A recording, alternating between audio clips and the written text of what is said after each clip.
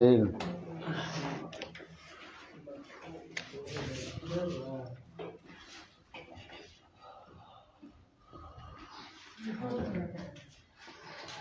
कर जा।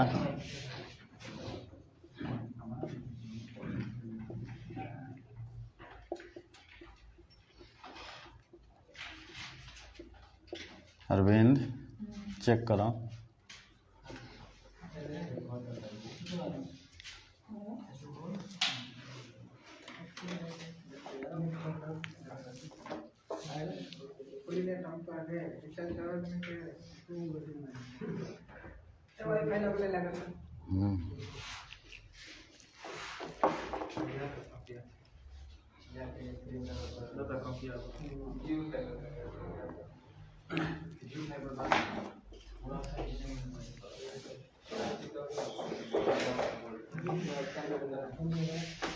शुरू है। आवाज जा रहा है उज्जवल?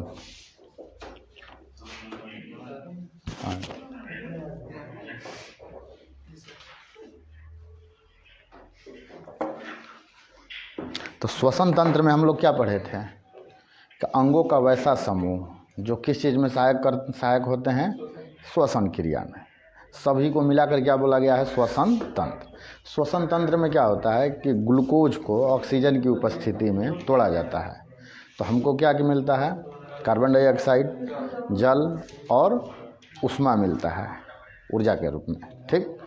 उसके बाद हम लोग देखे थे कि श्वसन की क्रिया कैसी अभिक्रिया है?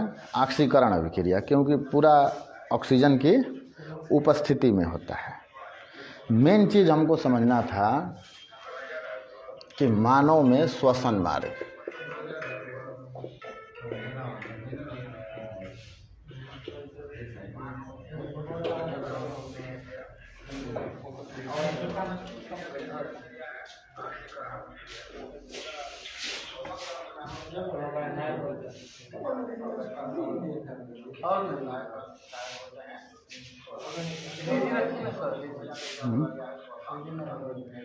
छोटा हो जाएगा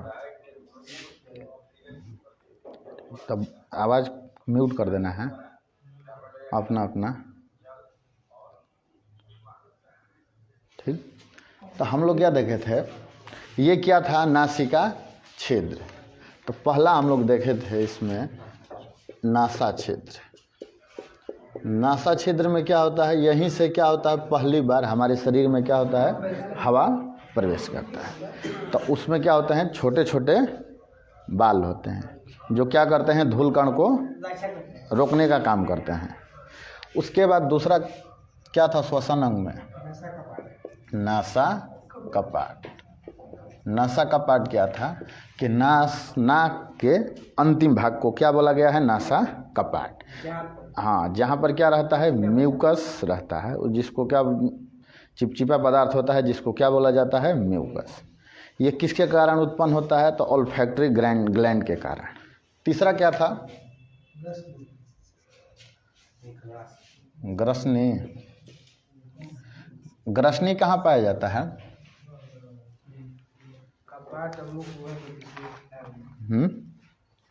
स्वर तंत्र और नासिका कपाट के बीच में। तो यहाँ से क्या होता है? दोनों चीज़ जा सकता है। कौन कौन सा? हवा और भोजन दोनों। तीसरा हमारा क्या था? चौथा क्या था? स्वर तंत्र। स्वर तंत्र को और किस नाम से जाना जाता है? Voice box. यहीं से क्या होता है? आवाज निकलता है। और इसी स्वर तंत्र का क्या होता है? ऐसे रहता है और ये ऐसे। और ये जो एपिग्लॉटिस है कहाँ रहता है? इस ग्रसनी में। और ये क्या है? ग्रास नली, जो किसके लिए है? भोजन के लिए। और ये किसके लिए है? वायु के लिए। तो यहाँ पर ये है एपिग्लॉटिस।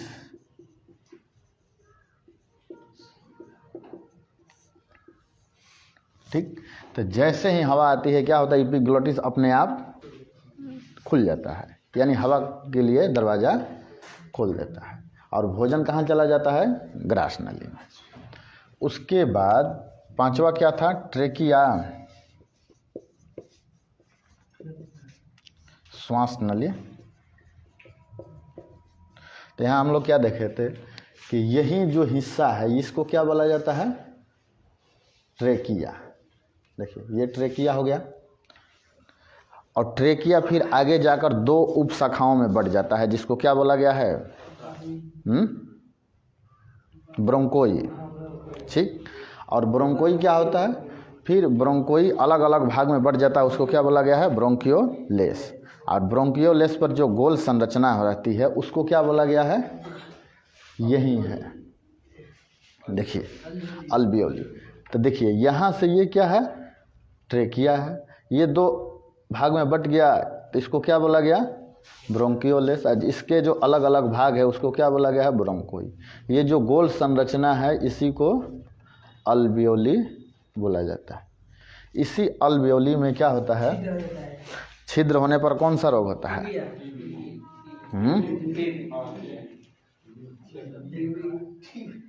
टीबी। एनीमिया कब होता है? हाँ, अल्वियोली जब जाम हो जाता है तो हीमोग्लोबिन पर्याप्त अपना काम नहीं कर पाता है, जिसके कारण कौन सा रोग होता है? एनीमिया। अल्वियोली में जब छिद्र हो जाता है तो कौन सा रोग? टीबी। अल्वियोली में बलगम फंस गया छिद्र में, तब कौन सा रोग होता है? दमा। तो ये ट्रेकिया किस में विभक्त हो जाता है आगे? ब्रोंकोई। अब ये ब्रोंकोई अलग अलग ब्रोंकियोलेस बनाएगा। अब इस ब्रोंकियोलेस में क्या रहता है? गोल गोल संरचना रहती है जिसको क्या बोला गया है? अल्वियोली। तो मेन फंक्शन क्या है अल्वियोली का? जब ही यहाँ हवा आया तो ट्रेकिया के सहयोग से कहाँ पहुँचेगा?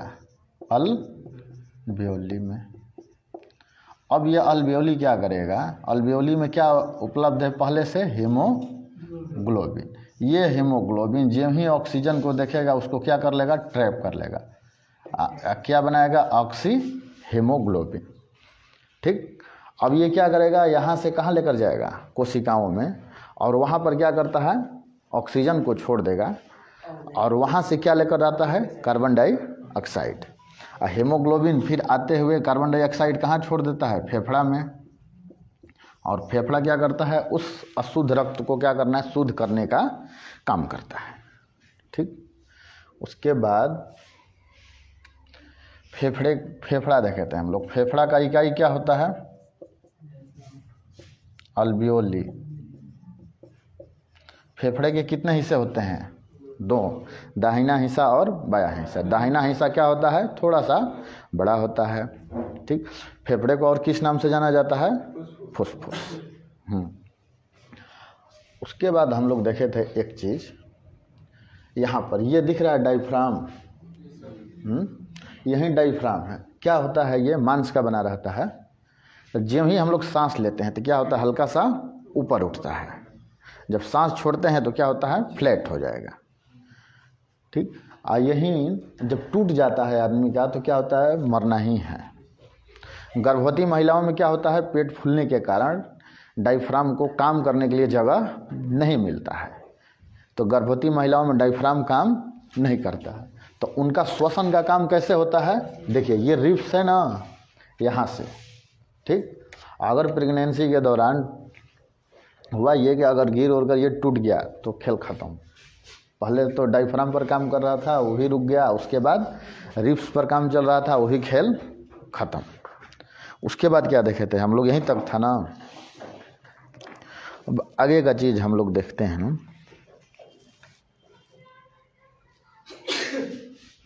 तो यहाँ तक चीज़ याद है?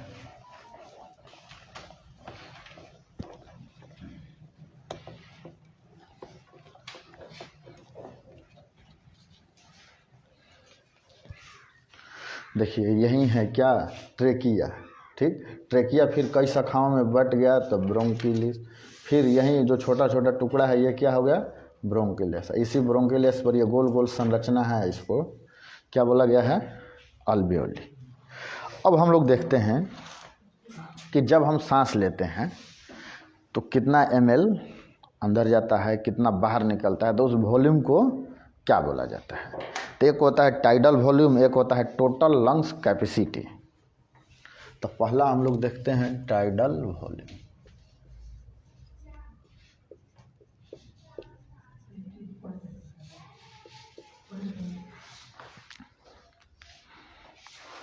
देखिए, तो एक बार में जितना भी हम लोग सांस लेते हैं या छोड़ते हैं, उसी वॉल्यूम को क्या बोला गया है? Tidal volume. और एक बार में लगभग हम लोग 500 ml वायु अंदर लेते हैं या लगभग छोड़ते हैं। क्योंकि हम लोग क्या पढ़े हैं श्वासोच्छ्वास में? निश्वसन और निश्वसन। तो निश्वसन और निश्वसन के दौरान टोटल वॉल्यूम क्या रहेगा? कांस्टेंट रहेगा, लेकिन उसमें गैसों का अनुपात क्या हो जाता है? बदल जाता है। तो जितना हम लोग एक बार में सांस लेंगे उतना ही लगभग बाहर छोड़ते हैं। तो निश्वसन में क्या होता है? ऑक्सीजन की कितनी मात्रा? 21%, कार्बन डाइऑक्साइड 0.03% और नाइट्रोजन 78%। कब? जब हम लोग सांस अंदर लेते हैं तब।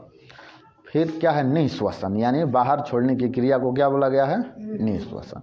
तो उस समय गैसों का अनुपात क्या हो जाता है? ऑक्सीजन 21 से 17, कार्बन डाइऑक्साइड 4.6%, और उसके बाद क्या हो जाता है? नाइट्रोजन स्थिर रहता है। तो टोटल वॉल्यूम क्या रहेगा? फिक्स रहेगा, लेकिन उसमें गैसों का अनुपात चेंज हो जाता है।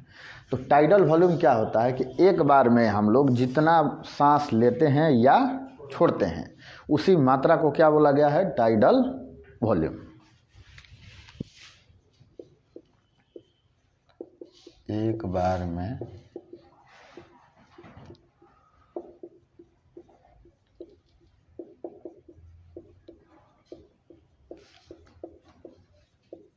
या छोड़ते हैं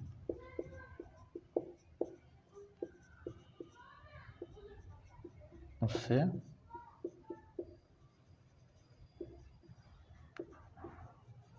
टाइडल वॉल्यूम कहते हैं। पहली बात, एक बार में लगभग हम लोग कितना लेते हैं या छोड़ते हैं? तो 500 ml। ठीक।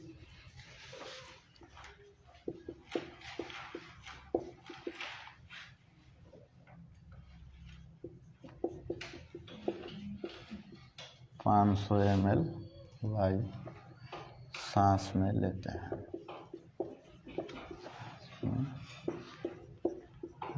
हैं, या छोड़ते हैं। तो मनोज टाइम देख कर बताएगा कि 1 मिनट में हम लोग कितनी बार सांस लेते हैं या छोड़ते हैं? 15 से 16 बार। एवरेज है 16 बार। ठीक। किसी का 17 हो सकता है, 18 हो सकता है। ठीक। तो 1 मिनट में कितना होगा? तो 1 मिनट में टोटल टाइडल वॉल्यूम कितना होगा? 16 × 5 = 80। ठीक। तो 1 मिनट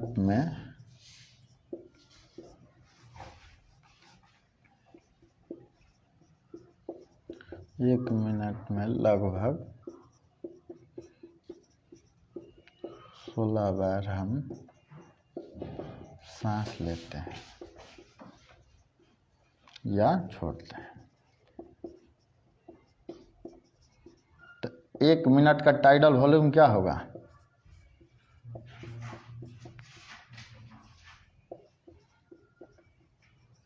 तो 1 मिनट में 16 बार लेते हैं या छोड़ते हैं, और एक बार में कितना? 500 ml। तो कितना हुआ? 16 × 5 = 80। 1 2 1 2। तो 1 मिनट का टाइडल वॉल्यूम कितना होता है? 8000 ml लगभग। और छोड़ते हैं तो इतना है। तो बात क्लियर हुआ टाइडल वॉल्यूम क्या होता है? तो एक बार में जितनी हम सांस की मात्रा लेते हैं या छोड़ते हैं, उसी वॉल्यूम को, आयतन को क्या बोला गया है? Tidal volume. तो पहले ये लिख लीजिए।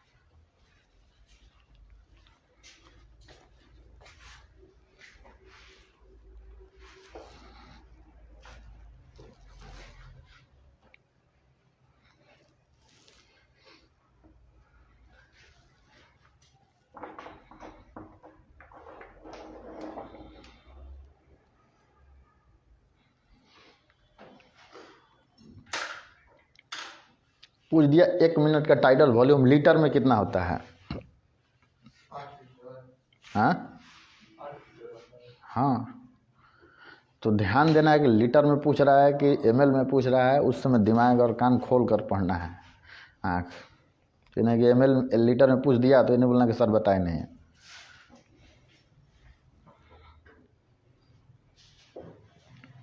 क्योंकि बहुत सारा चीज़ हम लोगों को जिस रूप में दिखाया जाता है केवल वहीं देखते हैं।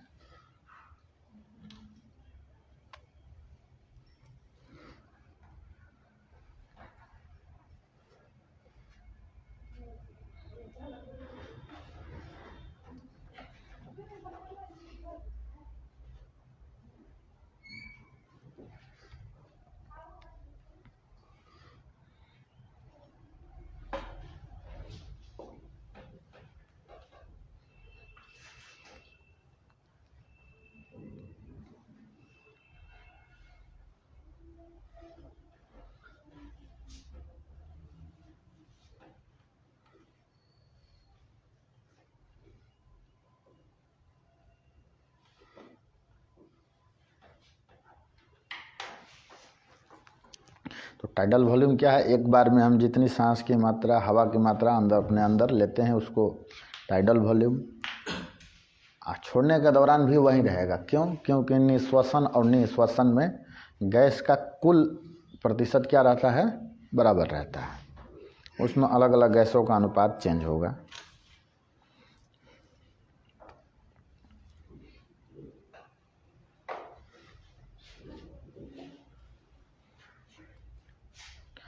तो श्वसन की क्रिया क्या है? नासा छिद्र से हवा गया अंदर, नासा कपाट के पास, यहाँ से होते हुए ग्रसनी से कहाँ गया? स्वर तंत्र, स्वर तंत्र से होते हुए कहाँ गया? ट्रेकिया के सहारे ब्रोंकोई में। ब्रोंकोइस क्या हुआ? अलग अलग भाग में विभक्त हो गया, जिसको ब्रोंकियोलेस बोला गया है। ब्रोंकियोलेस पर गोल संरचना को अल्वियोली। फिर सबसे ज़्यादा श्वसन के दौरान कौन सा भूमिका निभाता है? कौन सा भाग? तो डायफ्राम। क्योंकि डायफ्राम की अनुपस्थिति में फेफड़ा में उतना दम नहीं रहता है कि अपना वो काम कर सके। अब आता है, तो ये क्या था? नॉर्मल चीज़। क्या? टाइडल वॉल्यूम के हम लोग अगर नॉर्मल स्पीड पर सांस लेते हैं तो ये है। कोई आदमी सुबह में क्या करता है? योगा करता है तो पूरा तेज़ी में सांस लेता है और छोड़ता है, तो उसको बोला जाता है टोटल लंग्स कैपेसिटी। ठीक, एक बार में फेफड़ा मैक्सिमम जितनी हवा को अपने अंदर खींच सकता है उसको क्या बोला गया? Total lungs capacity, TLC। तो कोई आदमी जैसे एकदम ऊंचा सांस लिया खींच के अंदर तक, तो वो लगभग होता है कितना? 6 लीटर, यानी 600 ml। तो ये क्या था? Tidal volume. एक क्वेश्चन पूछता है टोटल लंग्स कैपेसिटी।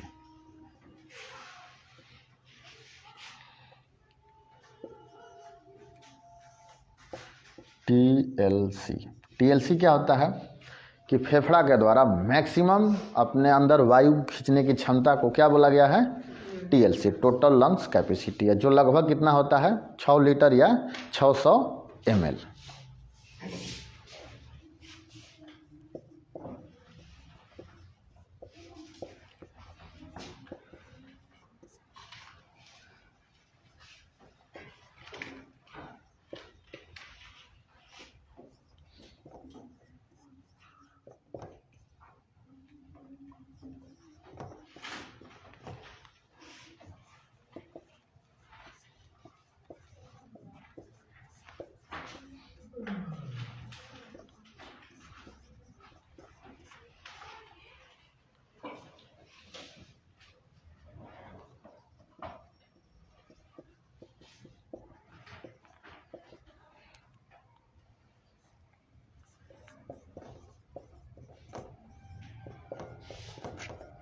क्या लिखा गया है? कि एक बार में फेफड़े के अंदर मैक्सिमम वायु को अपने अंदर रखने की क्षमता को क्या बोला गया है? TLC। जैसे पूरा ऊंचा सांस लिए तो एक बार में कितना जा सकता है? तो मैक्सिमम। और ये TLC कितना होता है? 6000 ml या 6 लीटर। तो टाइडल वॉल्यूम पूछा एक बार में तो कितना होगा 500 ml, 1 मिनट में पूछा तो 8 लीटर या 8000 ml, लेकिन टोटल लंग्स कैपेसिटी पूछा एक बार में तो कितना होगा 6000 ml या 6 लीटर। तो श्वसन का जो बेसिक चीज था वो तो कंप्लीट हो गया।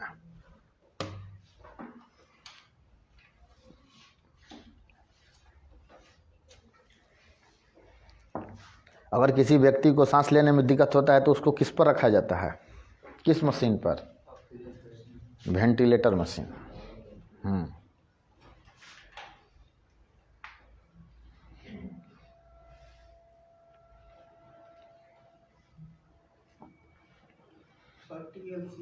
हाँ हाँ, एक बार में फेफड़े के अंदर मैक्सिमम वायु को अपने अंदर रखने की क्षमता को TLC कहा जाता है।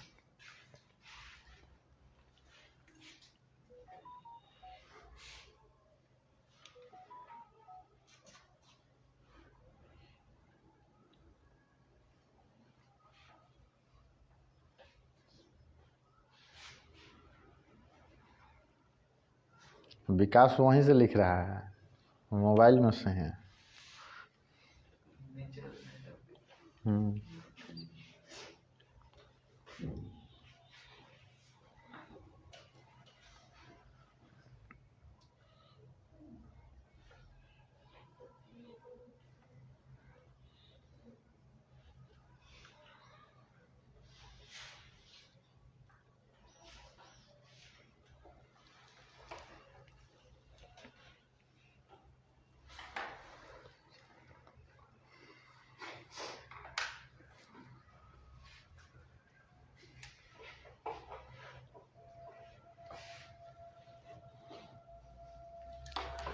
तो व्यक्ति को जब कभी सांस लेने में दिक्कत होता है तो किस मशीन पर रखा जाता है? Ventilator machine. वेंटिलेटर मशीन में ऑक्सीजन के साथ और क्या मिला रहता है? हीलियम। क्यों? क्योंकि ऑक्सीजन क्या रहता है, शुद्ध मात्रा में, शुद्ध रूप में होता है तो क्या रहता है, भारी रहता है। तो वेंटिलेटर मशीन हमेशा क्या रहेगा, कहाँ रहेगा, नीचे ही रहेगा। तो हीलियम भर दिया जाता है ताकि वो ऊपर की तरफ उठा रहे। जब भी हम लोग क्या करते हैं, ऊपर जाते हैं तो ऑक्सीजन के साथ जो बैग रहता है, ऑक्सीजन बैग, उसमें क्या भरा रहता है, हीलियम। फिर जब गोताखोर गहराई में जाता है तो उसके सिलेंडर बैग में क्या रहता है, ऑक्सीजन के साथ हीलियम। लेकिन ज्यों ही वो 300 फीट से ज़्यादा जाएगा नीचे समुद्र की गहराई में, तो हीलियम के जगह पर क्या भर दिया जाता है, नाइट्रोजन। तो क्वेश्चन यहाँ से 3 पूछता है कि अगर ऊपर जाते हैं तो ऑक्सीजन बैग में ऑक्सीजन के साथ और कौन सी गैस रहती है, हीलियम। समुद्र की गहराई में जाते हैं 300 फीट तक तो ऑक्सीजन के साथ कौन सा गैस, हीलियम। लेकिन 300 फीट से नीचे जाते हैं तो ऑक्सीजन बैग में क्या रहेगा, ऑक्सीजन के साथ नाइट्रोजन। ठीक, तो ये तीनों चीज़ बार बार पूछा है।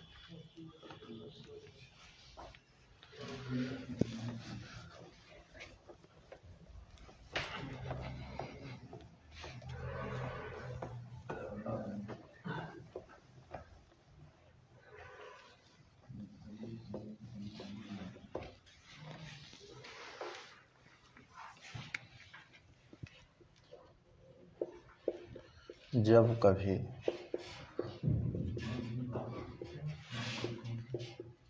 किसी व्यक्ति को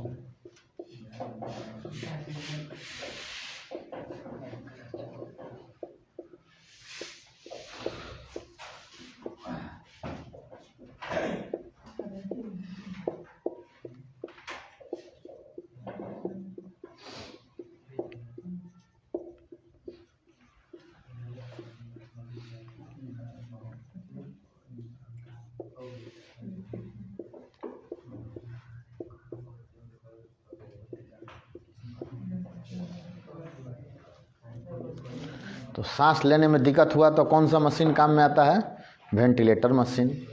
इस वेंटिलेटर मशीन में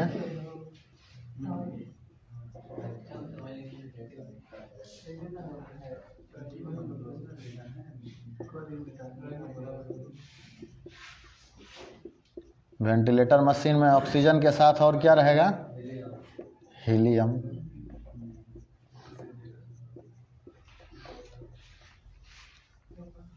ऊंचाई पर जाने के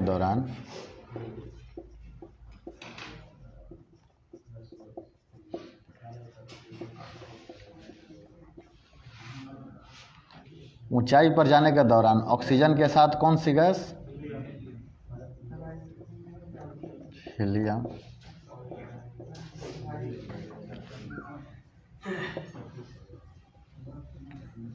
समुद्र की गहराई में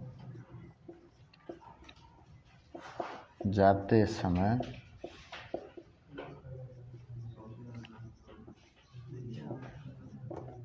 समुद्र की गहराई में जाते समय 300 फीट तक ऑक्सीजन के साथ क्या रहेगा? हीलियम। हाँ,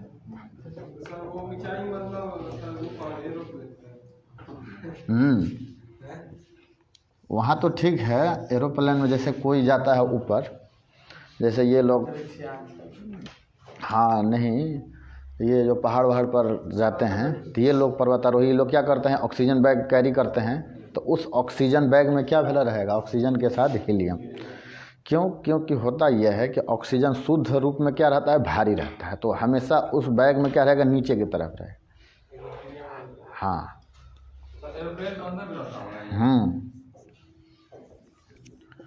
और 300 फीट से ज़्यादा नीचे गया तो नीचे जाने पर क्या हो जाएगा? ऑक्सीजन के साथ नाइट्रोजन। तो ये तीनों चारों चीज़ हमेशा याद रखना है। ठीक। तो क्या क्या है? जब किसी व्यक्ति को सांस लेने में दिक्कत हुआ तो वेंटिलेटर मशीन का यूज किया जाएगा। ठीक। उसके बाद ऊपर जाने के दौरान ऊंचाई पर ऑक्सीजन बैग में क्या रहेगा? ऑक्सीजन के साथ हीलियम। 300 फीट गहराई में गया तो ऑक्सीजन के साथ हीलियम, लेकिन 300 फीट से ज़्यादा गया तो ऑक्सीजन के साथ नाइट्रोजन। तो यहाँ पर बार बार चीज़ ये पूछा है तीनों।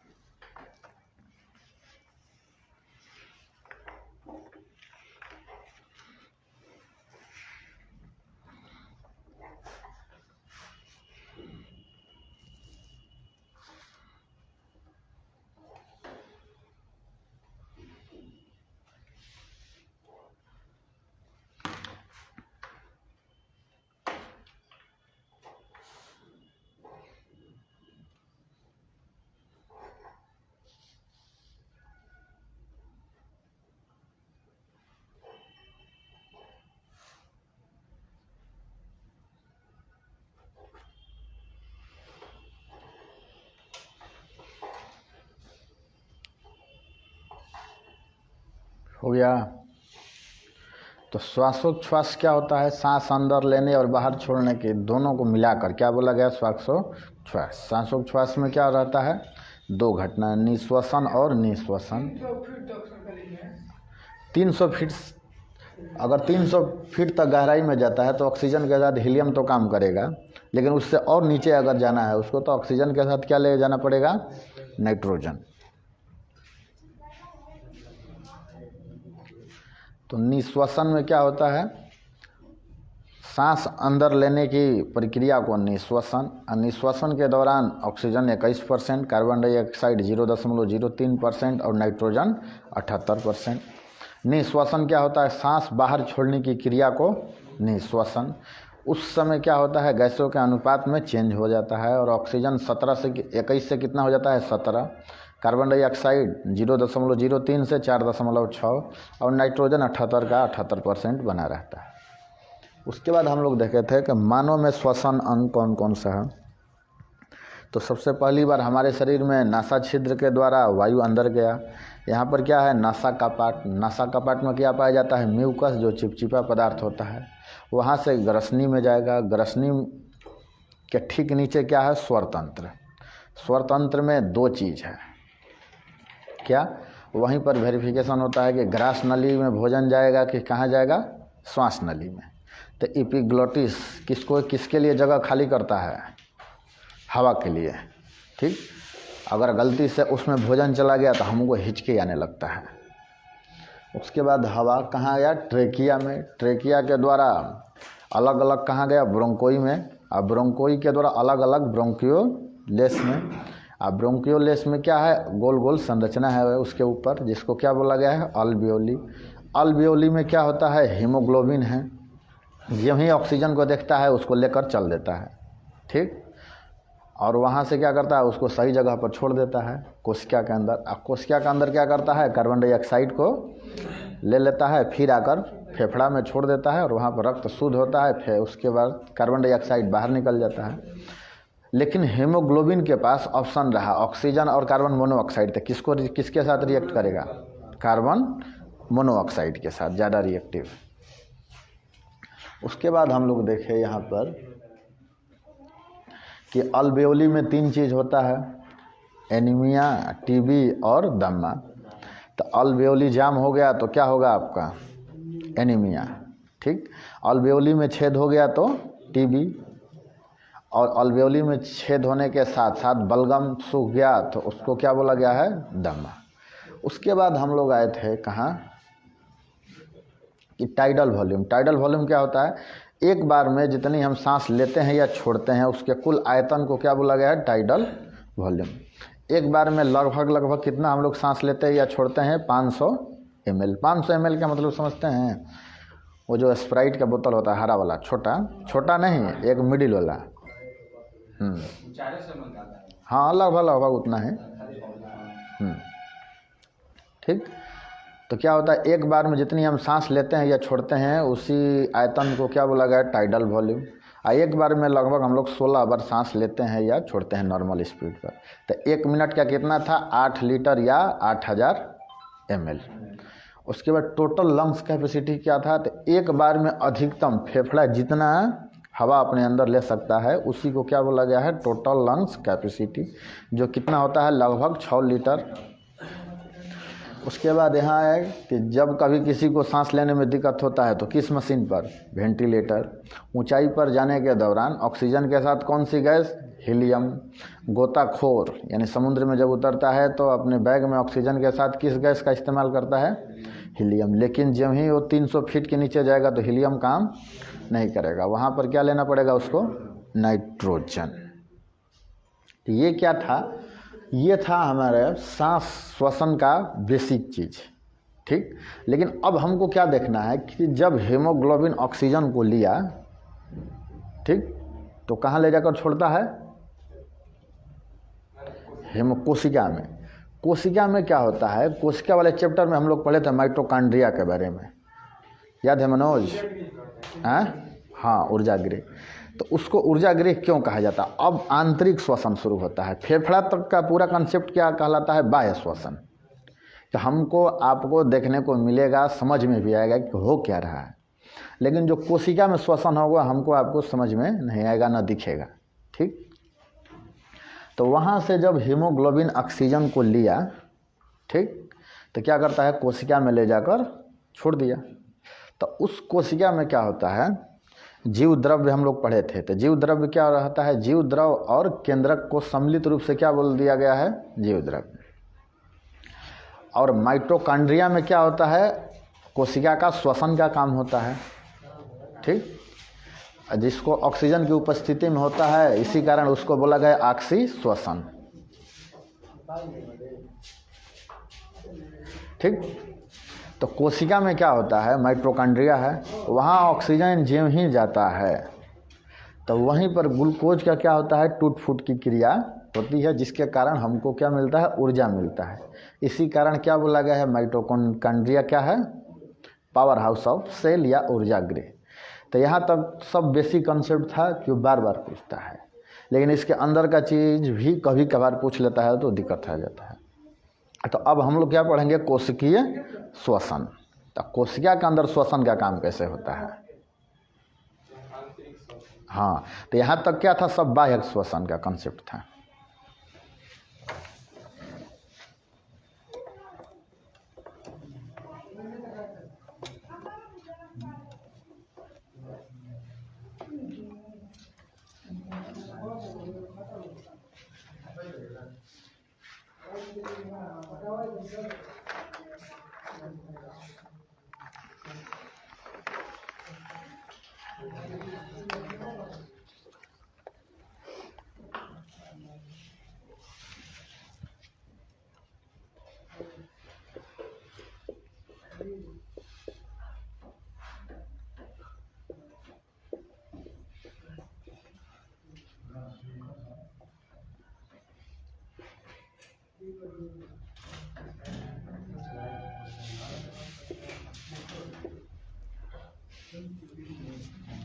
तो कोशिकीय श्वसन क्या होता है, तो यह मानव कोशिका के अंदर होने वाली श्वसन क्रिया को क्या बोला गया है, कोशिकीय श्वसन। ये क्या होता है, यह एक जटिल प्रक्रिया है, जिसके दौरान ग्लूकोज क्या होता है, पचता है और हमारे शरीर को क्या मिलता है, ऊर्जा मिलता है।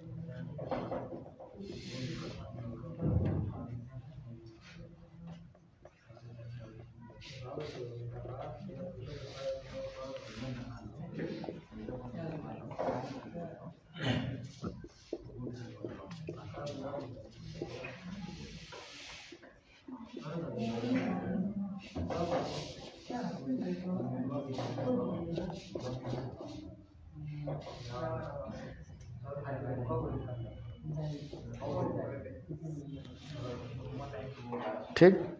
तो कोशिकीय श्वसन क्या है, कोशिका के अंदर होने वाली श्वसन क्रिया को कोशिकीय श्वसन बोलते हैं। यहाँ पर क्या होता है, ग्लूकोज का अपघटन होता है और हमारे शरीर को ऊर्जा मिलती है। तो खतरनाक क्वेश्चन यहाँ से पूछता है, तो इसको हम लोग पढ़ते हैं। तो इसको जल्दी से लिख लीजिए, तब हम लोग कोशिकीय श्वसन देखते हैं कहाँ कहाँ होता है।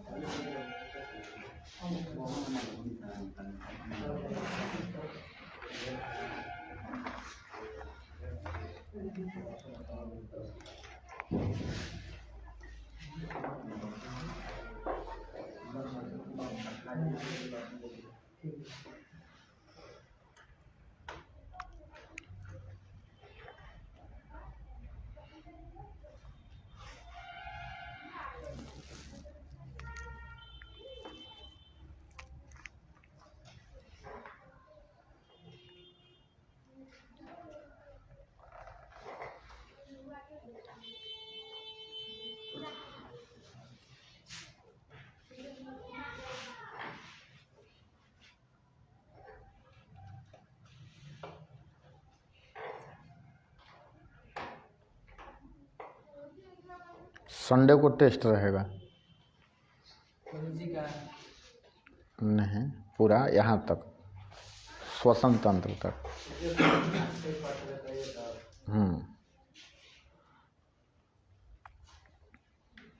कोशिश करना है उस दिन सब लोग आए हैं।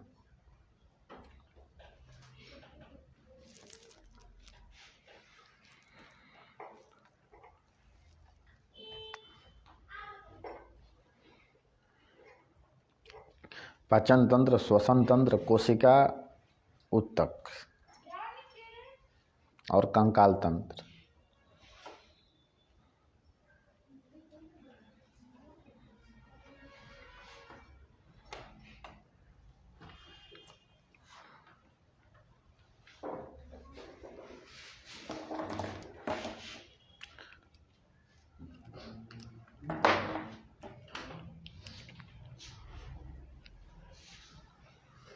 यहाँ पर चीज़ समझने वाला है, इसको समझना है ध्यान से।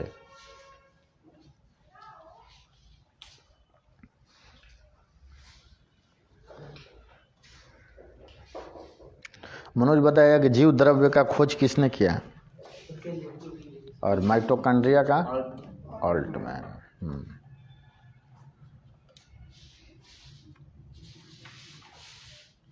जीव द्रव्य में क्या क्या शामिल रहता है? कोशिका द्रव और केंद्रक द्रव। तो उसी का यूज है यहाँ पर।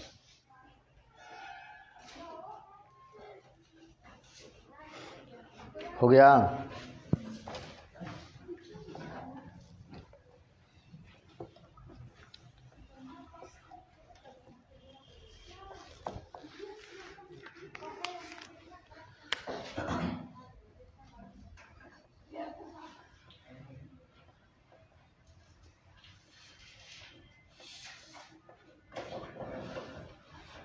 देखिए,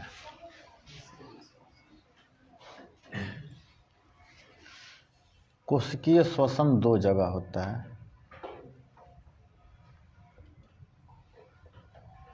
एक होता है कोशिका द्रव्य में और दूसरा माइटोकॉन्ड्रिया में।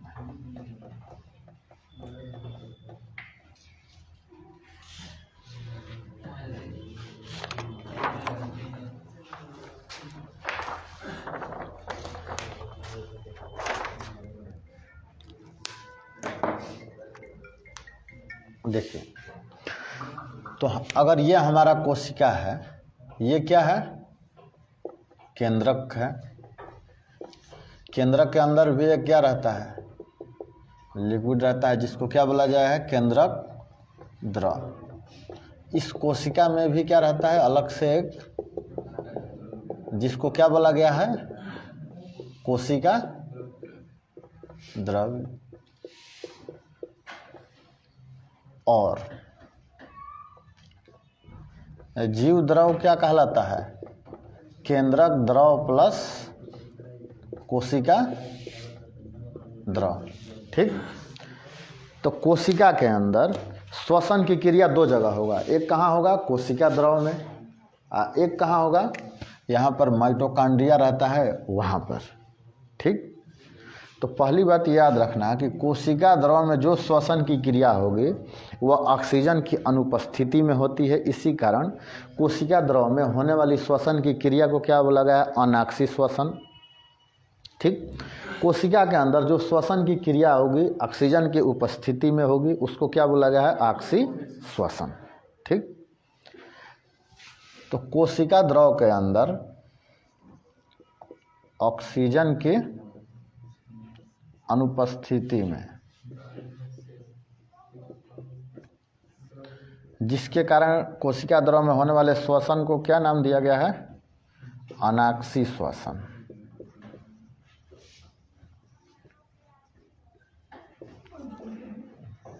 तो पूछ दिया क्वेश्चन के कोशिका द्रव में जो श्वसन होता है अक्षी श्वसन है कि अनाक्षी श्वसन है? अनाक्षी। क्यों? क्योंकि ऑक्सीजन की अनुपस्थिति में होता है।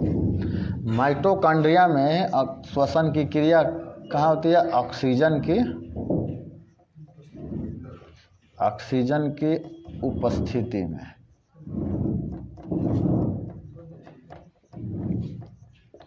इसी कारण माइटोकॉन्ड्रिया में होने वाले श्वसन को क्या बोलते हैं हम लोग? ऑक्सीश्वसन। पढ़े थे यहाँ तक चीज। अब देखिए,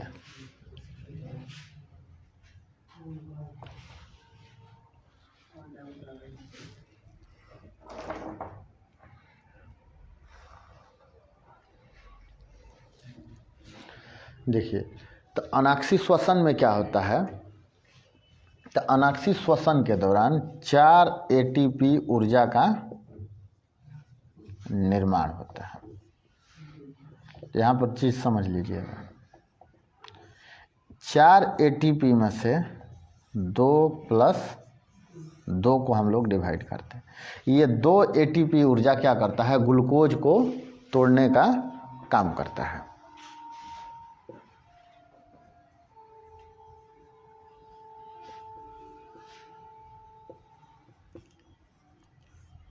ये 2 एटीपी ऊर्जा क्या किया? ग्लूकोज को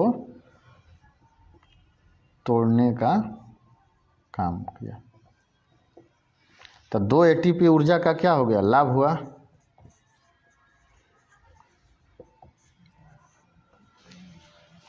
हुआ। जैसे बोला गया कि 40 रुपया लीजिए, बाज़ार से कुछ लाइए। आप वहाँ गए तो पता लगा कि वहाँ 30 रुपया में ही मिल रहा है। तो आपको क्या फ़ायदा हो गया? 10 रुपया रख लिए और 30 रुपया का सामान खरीद कर घर के लोगों को दे दी। तो क्वेश्चन पूछता है कोशिका द्रव में अनाक्षी श्वसन के दौरान कितना एटीपी ऊर्जा का निर्माण होता है? 4। 2 एटीपी ऊर्जा कहाँ यूज हो जाता है? ग्लूकोज को तोड़ने में। और 2 एटीपी ऊर्जा का क्या होता है? लाभ हो जाता है। अब ये ग्लूकोज टूटता है किस चीज में? पाइरूविक अम्ल। मनोज बताएगा कि प्रोटीन किस चीज में टूटकर बदल जाता है? अमीनो एसिड में। हाँ, तो इसीलिए ग्लूकोज किस में टूटता है? पाइरूविक अम्ल में। और ग्लूकोज को पाइरूविक अम्ल में टूटने की प्रक्रिया को ही क्या बोला जाता है? ग्लाइकोलाइसिस। ठीक, ग्लूकोज को पाइरूविक अम्ल में बनने की घटना क्या कहलाती है? ग्लाइकोलाइसिस।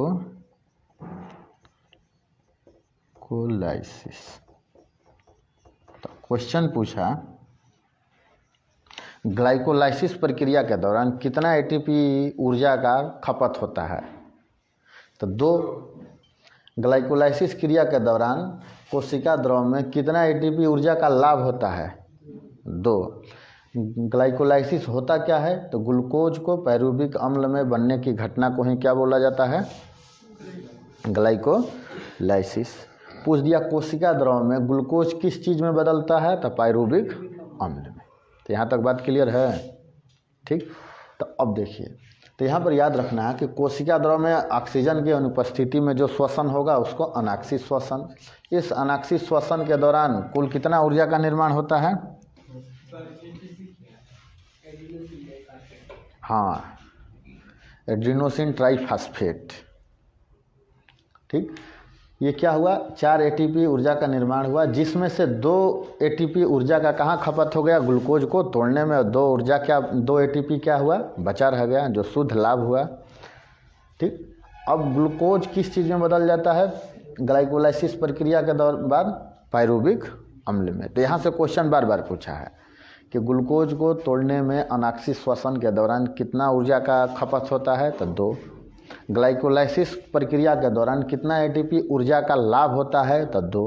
अनाक्षी श्वसन में कुल कितने एटीपी ऊर्जा का निर्माण होता है? तो 4। ये सब हो कहाँ रहा है?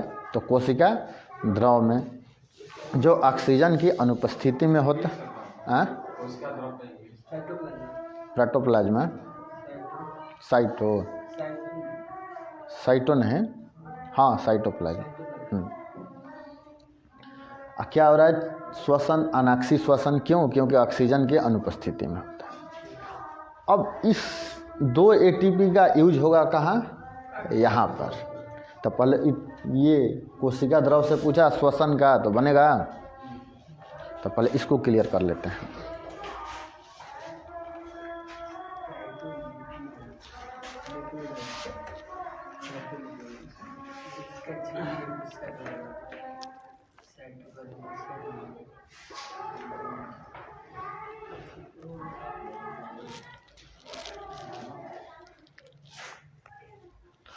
पूछ दिया ग्लूकोज को तोड़ने में कितना एटीपी ऊर्जा का खपत होता है, 2।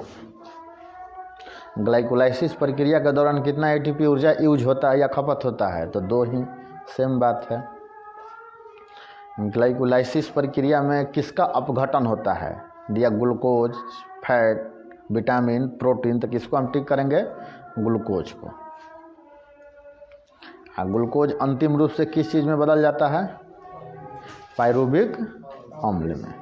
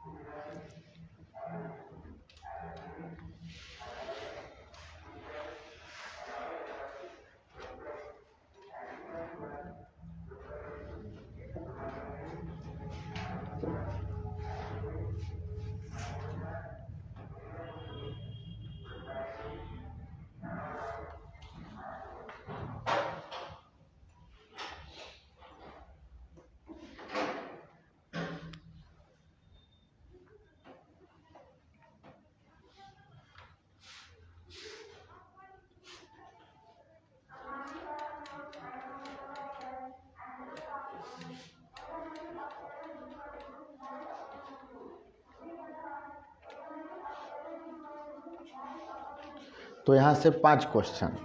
कोशिका के किस भाग में अनाक्षी श्वसन होता है, तो कोशिका द्रव में। ग्लाइकोलाइसिस की प्रक्रिया कहाँ संपन्न होती है, कोशिका द्रव में। ग्लाइकोलाइसिस प्रक्रिया के दौरान किसका अपघटन होता है, ग्लूकोज का। अंतिम रूप से ग्लूकोज किस में बदलता है, पायरुविक अम्ल। ग्लाइकोलाइसिस प्रक्रिया के दौरान कितना एटीपी ऊर्जा खर्च होता है, 2। ग्लाइकोलाइसिस प्रक्रिया के दौरान कितना ऊर्जा का लाभ होता है, 2। अनाक्षी श्वसन में कुल कितना एटीपी ऊर्जा का निर्माण होता है, 4। यही चीज़ बार बार पूछा है, कन्फ्यूजन हो जाता है नहीं समझ रहने पर।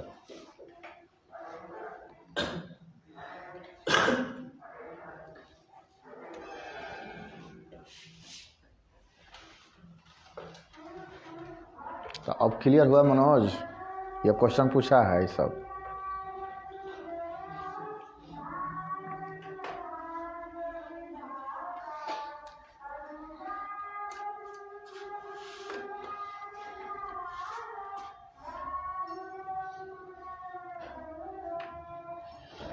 तो अनाक्षी श्वसन क्लियर है। अब आते हैं हम लोग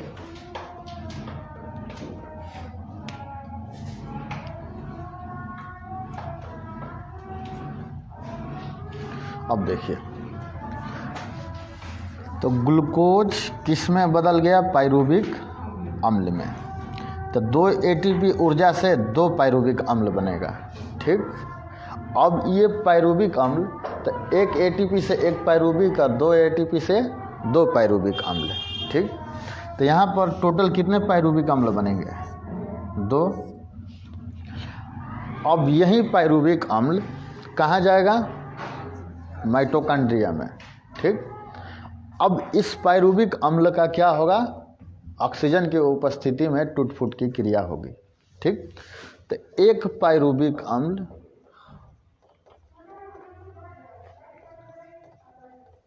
टूटता है तो 18 एटीपी ऊर्जा का निर्माण होता है। तो यहाँ पर टोटल कितना पायरुविक अम्ल बना है? 2। तब माइटोकॉन्ड्रिया में कितना एटीपी बनेगा? तो 2 पायरुविक अम्ल से कितना हुआ? 18 × 2 36 एटीपी ऊर्जा का निर्माण होता है।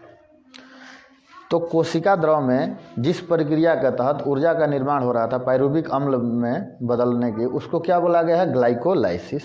तब पूछा कि ग्लाइकोलाइसिस की प्रक्रिया कहाँ होती है? तो कोशिका द्रव में। अब इस पायरुविक अम्ल का अपघटन हुआ किस में? एक पायरुविक अम्ल का 18 एटीपी में, तो 2 पायरुविक अम्ल का कितना? 36 एटीपी में। तब पायरुविक अम्ल का इस एटीपी में बदलने की प्रक्रिया को क्या बोला गया है? क्रेब्स चक्र। क्यों? क्योंकि क्रेब्स नामक विद्वान ने इस बात को बताया था। तो पूछता है क्रेब्स चक्र की घटना कहाँ होती है? माइटोकॉन्ड्रिया में। माइटोकॉन्ड्रिया में कुल कितने एटीपी ऊर्जा का निर्माण होता है? 36। ठीक, तो देखिए यहाँ 36 एटीपी ऊर्जा, अब पहले से ये 2 एटीपी ऊर्जा बचा है। ठीक, तो कोशिकीय श्वसन के दौरान कुल कितने एटीपी ऊर्जा का निर्माण हुआ? तो 36 + 2, 36 + 2 ये 38 ना। तो क्वेश्चन ध्यान से देखना है, नहीं समझ में आया? देखो यहाँ से 2 पायरुविक अम्ल बना, यानी 1 एटीपी ऊर्जा से 1 पायरुविक अम्ल, तो 2 एटीपी ऊर्जा से कितना? 2 पायरुविक। यह पायरुविक अम्ल कहाँ जाएगा? माइटोकॉन्ड्रिया में। वहाँ पर ऑक्सीजन पहले से है, तो 1 पायरुविक अम्ल टूटता है तो 18 एटीपी ऊर्जा का निर्माण करता है। तो यहाँ से कितना पायरुविक अम्ल गया है? 2। तो 2 पायरुविक अम्ल गया तो 18 दूना 36 एटीपी ऊर्जा का निर्माण हुआ। कहाँ? माइटोकॉन्ड्रिया में। तो माइटोकॉन्ड्रिया में जिस प्रक्रिया के तहत ऊर्जा का निर्माण होता है उसको क्या बोला गया है? क्रेब्स चक्र। तो क्वेश्चन पूछ दिया कि क्रेब्स चक्र के दौरान माइटोकॉन्ड्रिया में कुल कितने ऊर्जा का निर्माण हुआ? तो 36 एटीपी। ठीक, पहले से यहाँ पर क्या है? 2 एटीपी बचा हुआ है। तो कोशिकीय श्वसन के दौरान कुल कितने ऊर्जा का निर्माण हुआ? तो 36 + 2 38 एटीपी। नहीं, कोशिका द्रव में पूछ दिया, द्रव में तब 4 एटीपी, और कोशिकीय श्वसन के दौरान पूछ दिया तो 36 वहाँ और 2 यहाँ का पहले से लाभ है। तो टोटल कितना एटीपी हुआ? 38। तो पूछ दिया कोशिकीय श्वसन के दौरान कितने ऊर्जा का निर्माण हुआ? 36 + 2 38 एटीपी। ये 36 किसके दौरान हुआ? क्रेब्स चक्र माइटोकॉन्ड्रिया में। ये 2 कहाँ बच गया? ग्लाइकोलाइसिस प्रक्रिया के दौरान जो आपको लाभ हुआ था। क्लियर हुआ? अब यहीं पर क्या होता है? देखिए यहाँ पर क्या, इससे ज़्यादा ऊर्जा कहाँ बना? माइटोकॉन्ड्रिया में। तो इसीलिए माइटोकॉन्ड्रिया को क्या बोला गया है? Power house of cell. तो मेन काम क्या हो रहा है? श्वसन के दौरान जो ऊर्जा बनेगा उसी के कारण इसको बोल दिया गया है। तो एक बार और हम लोग समझते हैं। कोशिकीय श्वसन क्या होता है? 2 जगह होगा, एक होता है कोशिका द्रव में, दूसरा कहाँ होता है? माइटोकॉन्ड्रिया में। कोशिका द्रव में जो प्रक्रिया होगा वो ऑक्सीजन की अनुपस्थिति में होगा, इसी कारण इसको क्या बोला गया? अनाक्षी श्वसन। माइटोकॉन्ड्रिया में जो घटना होगा ऑक्सीजन के उपस्थिति में, इसी कारण इसको क्या बोल दिया गया है? आक्षी श्वसन। तो पूछ दिया माइटोकॉन्ड्रिया में कैसा श्वसन होता है? आक्षी की अनाक्षी? आक्षी श्वसन। कोशिका द्रव में अनाक्षी। ठीक, कोशिका द्रव में कुल ये श्वसन की प्रक्रिया के दौरान 4 एटीपी ऊर्जा का निर्माण होता है, जिसमें से 2 एटीपी ऊर्जा का खपत कहाँ हो जाता है? ग्लूकोज को तोड़ने में, और 2 ऊर्जा क्या हुआ? बचा रह गया।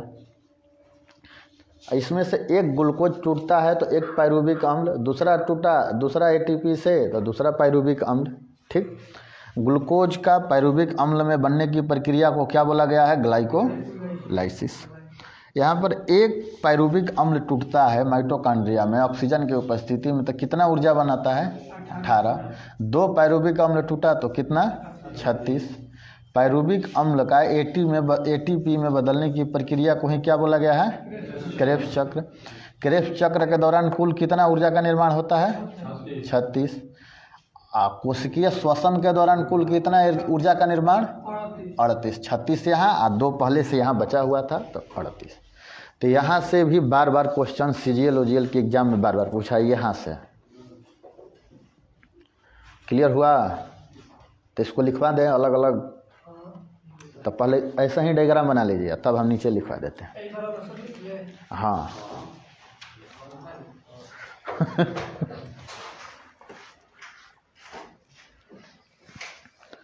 तो ये सब चीज कहाँ हो रहा है? कोशिका के अंदर। तो कोशिका के अंदर जो श्वसन होता है उसको क्या बोल दिया गया है? आंतरिक श्वसन। फेफड़ा तक जो हम श्वसन का काम समझ रहे हैं, महसूस भी कर रहे हैं, उसको क्या बोल दिया गया है? बाह्य श्वसन।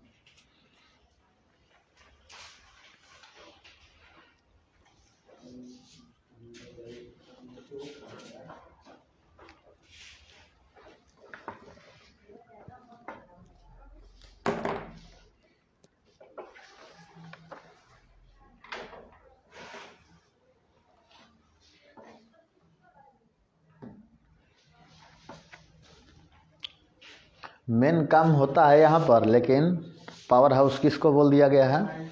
माइटोकॉन्ड्रिया को।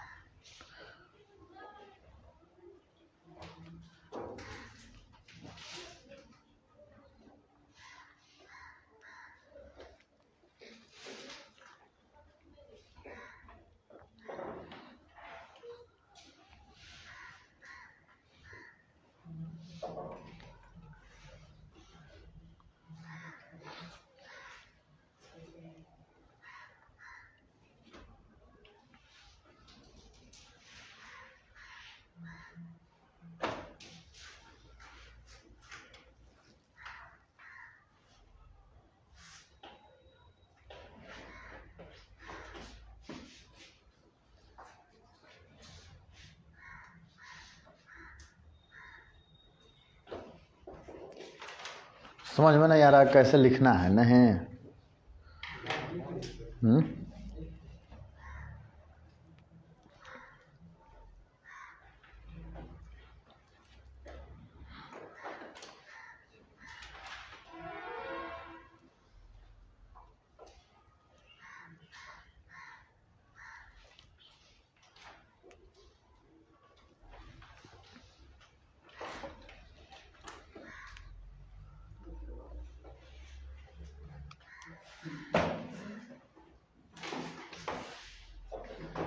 ठीक।